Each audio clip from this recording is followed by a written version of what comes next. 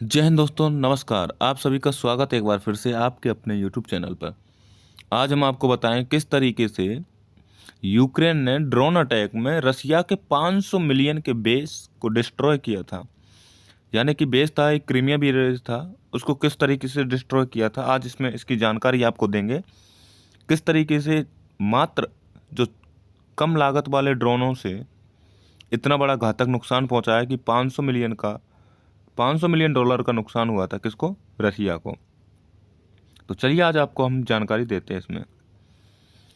यूक्रेनी ड्रोन हमला रूसी आधार तबाह, यानी कि रूसी आधार और मिलिट्री बेस और जो तबाह हुए थे उसमें आधुनिक युद्ध की क्रांति मानी गई थी, क्योंकि 500 मिलियन डॉलर का बेस मात्र 90 सेकंडों में तबाह हो गया था। इतना घातक तरीके से यूक्रेन ने वार किया था, पलटवार किया था कि मात्र 90 सेकंड में 500 मिलियन डॉलर का नुकसान हो गया था रसिया को। ये आपको दोस्तों बता दूं, ये एआई इमेज है, एआई के द्वारा बनवाई गई हैं। अब बताते हैं दोस्तों कि घटना का परिचय क्या हुआ था। दोस्तों एक दिन की बात है कि समय था 2:38 रात के और चांदनी रात थी। स्थान क्रीमिया का रूसी सैन्य अड्डा जो क्रीमिया ब्रिज के पास में था। इसका मूल्य था 500 मिलियन डॉलर। अब उसमें क्या होता है कि यूक्रेन था, अचानक रात के 2:38 पर आता है और लगातार हजारों सैकड़ों ड्रोनों के झुंड में आता है और क्रीमिया के पास में जो मिलिट्री बेस और क्रीमिया का ब्रिज है उस पर आकर के हमला कर देता है। लेकिन दोस्तों सबसे बड़ी बात तो ये थी कि वहाँ पर जितने भी रडार सिस्टम थे और सायरन लगे हुए थे, ना तो वहाँ पर कोई रडार ने किसी को इंटरसेप्ट किया, ना सायरन बजा, बस सन्नाटा। और फिर एक साथ से धमाकों के साथ में आग की लपेटें देखी गई। सब चारों तरफ बस आग की लपेटें ही लपेटें थी। इसमें समय रेखा इस तरीके से रखी गई थी कि मात्र 90 सेकंड में पूरा बेस तबाह हो गया था। आग की लपेटें मीलों तक दूर से दिखाई देने लगी थी और आस पड़ोस में भूकंप के झटके हर किसी को महसूस हुए थे। निशाना था रडार हब, पाइपलाइन और मिसाइल स्टोरेज जितने भी थे रूस के क्रीमिया ब्रिज के पास में।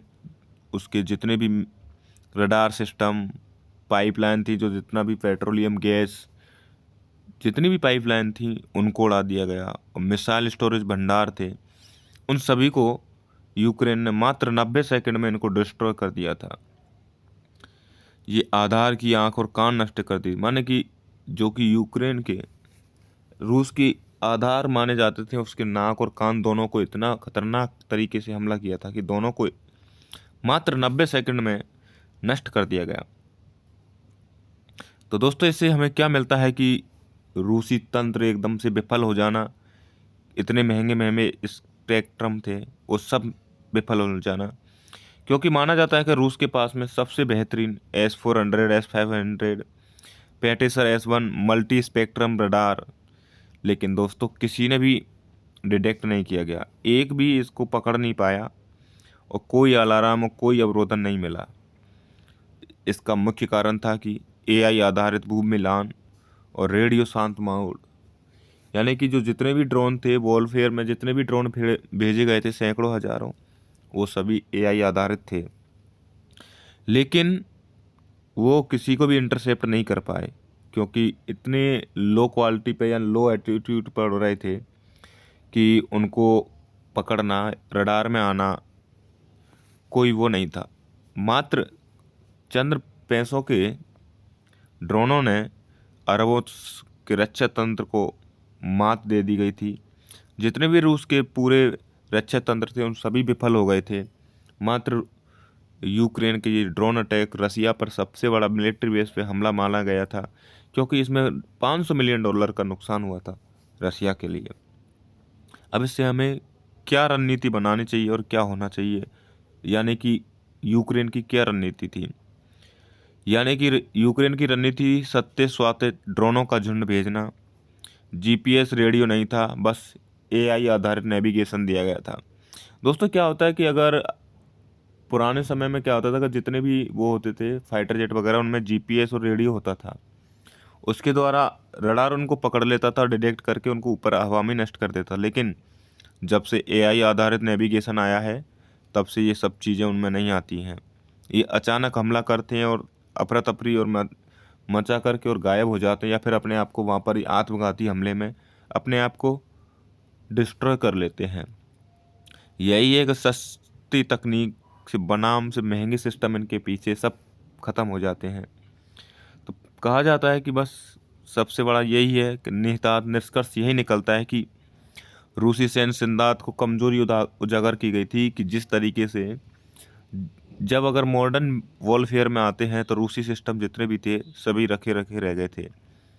क्योंकि अगर इसके लिए तुम्हें ड्रोनों को इंटरसेप्ट करना है तो उनके लिए अलग से प्रणाली बनानी पड़ेगी, और भविष्य का युद्ध एआई प्लस ड्रोन का झुंडों के साथ में लड़ा जाएगा। अगर बेस सुरक्षित है तो आगे क्या होगा, असुरक्षित है तो आगे क्या होगा। यानी कि अगर किसी भी देश का मिलिट्री बेस ही सुरक्षित नहीं है तो उसकी आधार, आँख, नाक, कान, पूरी वही सब कुछ नष्ट हो जाएगा। बस नवाचार ने परंपरागत को हरा दिया गया कि यानी कि जो नवाचार में जितने भी उपक्रम आए हैं उन्होंने जो परंपरागत रूप से हमारे जितने भी थे उन सभी को डिस्ट्रॉय करके जीत हासिल की है। ये एक बहुत बड़ा हमला माना गया था यूक्रेन पर। तो दोस्तों कहा जाता है कि हमेशा परिवर्तन करते रहें ज़िंदगी में ना, हम हमेशा वायुसेना, थल सेना, वायुसेना को अपडेट करते रहें।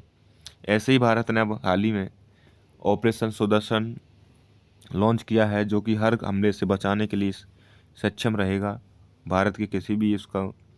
तो चलिए दोस्तों, जब तक के लिए नेक्स्ट वीडियो मिलते हैं, जब तक के लिए जय हिंद, जय भारत, धन्यवाद, थैंक यू, शुक्रिया, मिलते हैं।